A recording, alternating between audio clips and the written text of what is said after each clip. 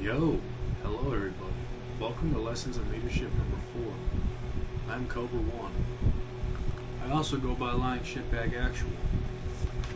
Alright, ladies and gentlemen, without further ado, let's get into it. So today's topic in leadership is going to be about corrective action. Alright, what is corrective action? First, I'm going to tell you what it used to be commonly called, and what it's still commonly called, because nobody gives a fuck about this woke bullshit. Smoke sessions or smokings. What does it mean? You make someone do exercises till they get smoked. Now, we're going to go over a lot of what's going on today, how this was done in the past, and how to properly do it. So, when you use the term smoking, that is not authorized. So before you guys get your fucking panties into it and go, holy shit, the Army's woke now, calm down. It's not called smoking anymore. It's called corrective action. It's almost like it's literally the same fucking thing, but you call it corrective action instead of smoking. See how that works? Alright, so according to the command policy, I'll leave a link in the description below, but if you want to see the most updated command policy, you got to be active duty, you got to have a CAT card, you got to pull that from Army Pubs. That is AR 600-20, Army Command Policy. It states, corrective action is to be handled immediately and can be taken place after duty hours. Alright. So what does that mean? It's vague, right? It's supposed to be vague for a reason. I'm about to explain why. Old regulation used to say should not exceed 10 repetitions. That's a key word right there, should. Should means, hey, you shouldn't do that, but there's nothing stopping.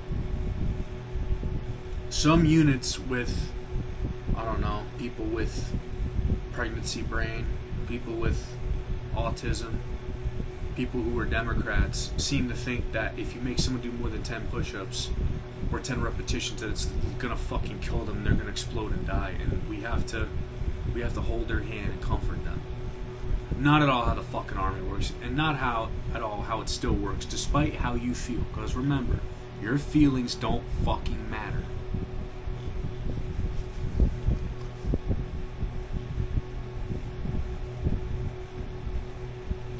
As Sergeant Major of the Army, for instance, let me tell you guys about it. He's kind of a controversial Sergeant Major. He did something I hate. He pushed the ACFT without seeing how it's been massively failing for the past 5 years. But he did something good. He updated the corrective action policy. He made it vague. He gave team leaders and first-line NCOs the free range and authority to handle corrective action to their soldiers. Alright? This is going to stop, oh, you're hazing him. No. So, what is hazing, according to the Army? Excessive smoking. So, what does that mean? So, back in the good old days, in the infantry, and this is still practiced in the Ranger Battalion, from what I understand, they would give you a rite of passage and basically just smoke the shit out of you. Make you do all types of exercises for hours. I have heard of smoke sessions taking place for up to 8 hours.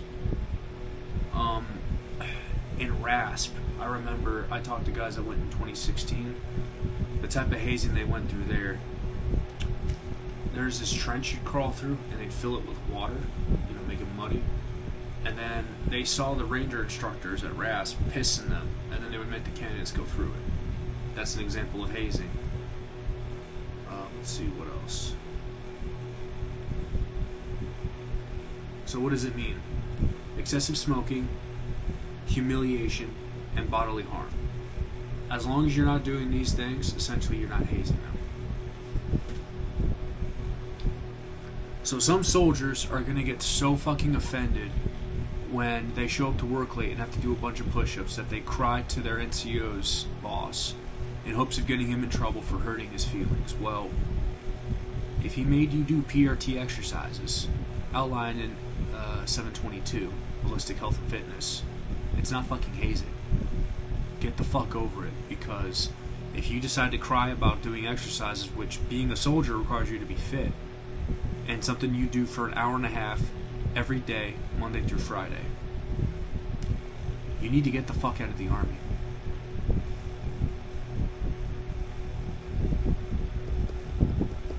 And remember, corrective action can be taking place after duty hours.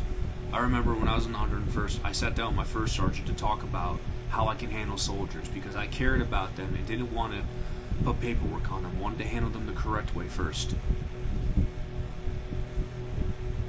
Crime fits the punishment, even though you can't punish soldiers, but the saying goes. So soldier shows up late, okay. First sergeant said, have them stand at the position of attention for 4 hours when everyone gets released, and ask them if it was worth it. That's not humiliating,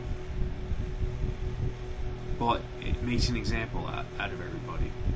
And people can assume that that's humiliating. Well, we always stand in the position of attention for some bullshit. Like J.P. McGee's fucking glorious send-off for his change of command ceremony, where everybody was just standing in the sun, you know, whatever. But some people might think, well, if it's happening to me, it's hazing. No, it's not. Don't think with your feelings, think with hard fact and logic, alright? You don't do that, get the fuck out the Army. So, SMA Grinston erased the should not exceed 10 reps reg, which was already vague itself. Now there's no confusion. There's no limit on repetitions. So, if you see it fit to give a soldier 100 push-ups as corrective action, fucking do it, dude. Fuck them. But does that mean when a soldier drops his rifle that you take him outside and you smoke him for 9 hours till he develops rhabdo and has permanent bodily harm? No. That's fucking insane. Crime fits the punishment. However, Grinston said in an interview, I want you guys to walk that line, you know. Make him do push-ups, get his attention, make 2 exercises for up to an hour, and then stop. He wants you to go to the line of hazing and stop. And remember, if the soldier gets injured, it's on you.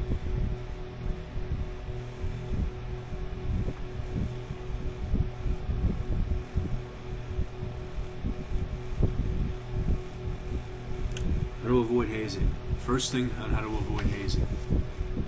Don't be a douche, okay? You have authority over them. You are not allowed to abuse your authority. If you want to learn more about how to avoid abusing authority, check out the command policy, AR 620, AR 600-20, Army Command Policy. Alright. Excessively smoking, dudes, is why the Army went soft. Alright. 2010, the Army put a strict no hazing policy. Here's why. In 2009, in the 82nd Sustainment Brigade, a motherfucker was promoted from E4 to E5, and his first sergeant took a giant cartoon-sized mallet, put the rank on his chest, and slammed the mallet into his chest. Dude immediately started having a seizure after he hit the ground. Almost died.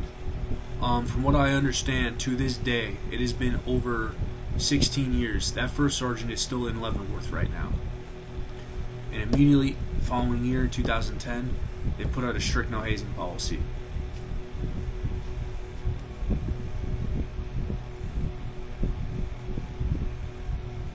Then after that, because hazing was taken away in infantry units, you know, they decided to make smoking the new hazing. Well, I remember as a private, there were times I fucked up. I did the push-ups. I learned from it. Then there were times like, I don't know, a specialist kept me after work for 2 hours smoking the shit out of me because he wanted to initiate me. And he was obsessed with it.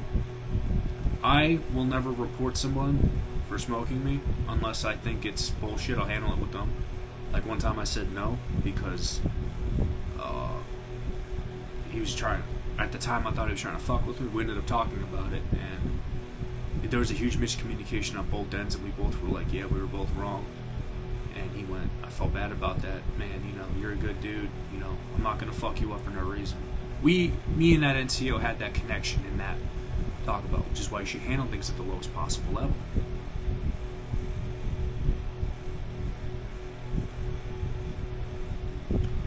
So here's what I recommend you do for corrective action. So one of the things that they did was make me do monkey fuckers. That's an exercise where you squat down, grab your ankles, repeatedly try to stand up and squat down. And you do that for however long. with a little man in the woods where you squat and do jumping jacks. If you do those exercises long enough, you're going to fuck your joints up. That to me is hazing, and I believe the Army does consider those exercises hazing. Oh, we're getting soft because we can't do monkey fuckers. Dipshit, listen to me. In the 80s and 70s and 90s, let me tell you how things were done. They would open up the 722 regulation and look at exercises. One thing they had were guerrilla drills. A guerrilla drill involves making someone bear crawl up and down a hill. Yeah, that's back when they would smoke you. But they didn't, they used these to correct you. They followed the guidelines. Dudes stopped following the guidelines and started doing all these crazy ass exercises, which blurred the line between hazing and not hazing, and when dudes were getting hurt, the Army reacted and said it's hazing. Alright? Make a Joe do 50 push-ups, it's not going to kill him. If he cries about it, he's the problem, not you. But, at the same time, you know, it's on you if he gets injured. So how far are you willing to go? Don't make him do more than what you're willing to do, or what you're capable of. Set the example. If you can't do it, he's not doing it. If you're at least going to try to do it, you're not going to at least make him do it.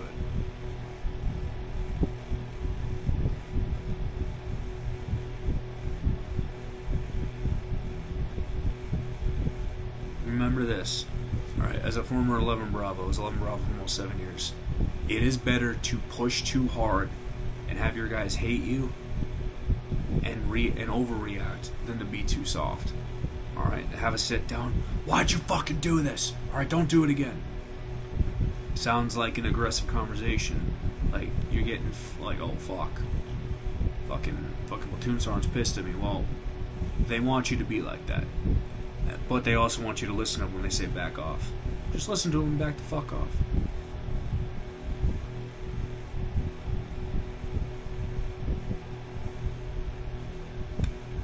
So, here's what I would recommend you do.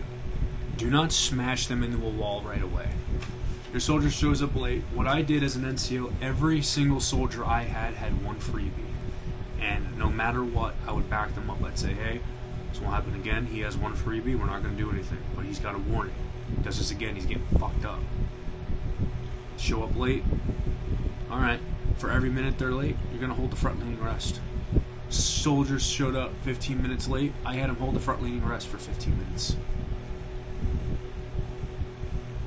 Wasn't hurt. He was like, fuck. But guess what? He never showed up late again after that. And he understood why. He was always respectful to me. He was even getting chaptered and he was still respectful to me. He understood why I did that. I didn't just fuck with dudes just to fuck with dudes.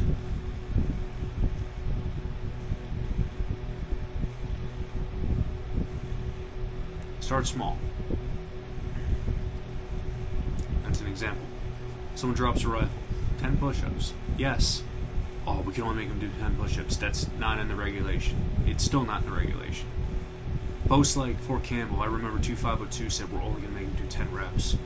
Well, there was a huge lack in discipline in junior soldiers in the 101st. And then when the deployment to Poland happened, there was an obscene amount of soldiers on extra duty. I'd never seen a unit give out more Article 15s than 2nd Battalion, 5th 2nd Infantry Regiment in the 101st. It was unnecessary. Alright? All of a sudden, oh, you're only going to do 10 reps, even though some people didn't listen. Like, you know, I'm not going to affirm or deny I didn't fucking listen. Army regulations are the law of the land, remember that. So if a policy letter comes out and it's not in compliance with Army regulations, I'm not saying you don't have to follow it, but they can't really hold you accountable if you don't fucking follow it. Because it's not in compliance with Army regulations, which are the law of the land. The only time they aren't is when you go to SOCOM land, where they can do what they want. But even at some point, they gotta follow what Big Army does. Don't think they can avoid anti-terrorism level 1 or shit like that. Start small. Drop your rifle, 10 push-ups. Dude drops his rifle. Hey, what the fuck, dude? Why'd you drop your rifle again? Gives you some attitude. You know what? You know what? You don't want to listen to me? Oh, I'll do 10 push-ups. No, you're not doing 10 push-ups, dipshit. Get the fuck outside. You know? Follow PRT. Single leg push-up. Push-up. 8 count push-up. 8 count T push-up. The diamond push-up. The Y squat. Flutter kicks were removed from PRT. They are seen to do injury. I kind of agree with that, and I see why. There's a worse exercise that's better for you. Leg tuck and twist. Take him out back and hand them. You know the way they do in basic training, in airborne school, in air assault school, in ranger school. You know how they make you do those exercises? Now, granted, I know in ranger school, when the senior leaders look away, they do other obscene amounts of hazing exercises, but, like air assault school, they smoke the shit out of us, correctively train the shit out of us, with the Y squat, the push-up, the leg tuck and twist. We did those 3 exercises probably more than anything, and they fucking obliterated us. Not to mention, go hit the fucking mock-up. Go to the mock-up. Alright? Start small, escalate it. Hey, dipshit, did you learn from this? Roger. Alright, move on. It's easy. And then at that point, if they're not listening, then you go to paperwork. Counsel them, but try to rehabilitate them. Don't stop counseling like my shitbag leadership did to me because they were upset with me. Actually use the counseling to rehabilitate them. Read the regulations along with what he's violated and, counsel him for it. And close out the counseling. If it escalates from there, counsel, chapter, Article 15. That's what it takes to get to UCMJ. There's a lot that happens, and at that point, it is truly the soldier's fault.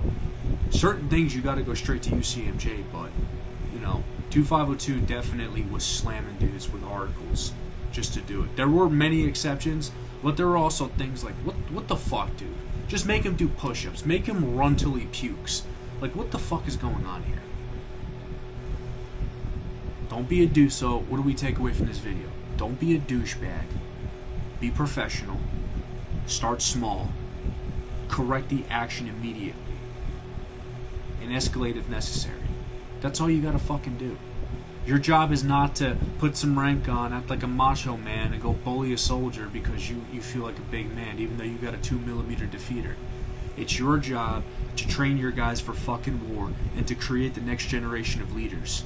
And if you act like a fucking douchebag, and usually the guys that act like douchebags and fuck with people don't know what the fuck they're doing, and they just do that to seem like they're good when they're not. They're retarded. Guess what happens? Joe follows in line. Set the example. Don't be a douchebag. Don't bully them. But also, don't be afraid to get aggressive with them. It's better to get in trouble pushing them too hard than to be a soft leader. Because at the end of the day, you may get your guy killed in combat. Alright guys, that's my take. This is Lessons in Leadership number 4. Thank you for watching. I will see you guys in the next video.